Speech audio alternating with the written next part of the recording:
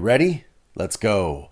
2-minute daily devo for Tuesday, January 11th. I'm in the New International Version today, and our verse of the day comes from the book of Matthew, chapter 23. I want to give a little context here before we get to the verse of the day. This is Jesus, and he's talking to his disciples about the Pharisees. The Pharisees was a group of quote-unquote religious people that kind of thought that they knew everything and were kind of better than the other people. And Jesus here is talking about how the Pharisees were very sure to make themselves feel important.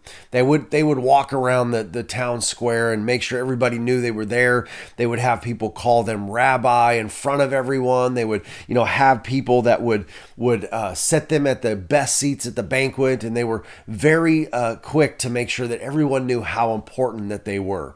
Well, Jesus here in our verse of the day in verse 11 gives us the epitome of who he was as a leader and as the Son of God. It says this, "The greatest among you will be your servant."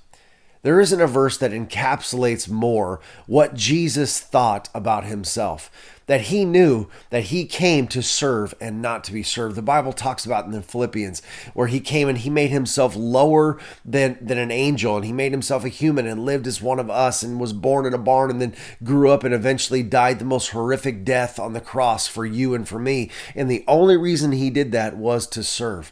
He knew that he came to serve, and that's what he's reminding his disciples, that the greatest among you will be the servants of all. Those are the people that will become the greatest in the kingdom of God, those that serve and look out for the interest of others.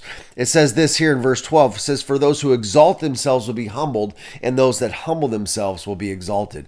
That's how the kingdom of God works. It's totally opposite to everything in our society, that you have to work your way up to the top to be considered important. No, Jesus says you want to work your way to the bottom. You want to serve others. And then in my kingdom, you're going to be exalted as the greatest of all.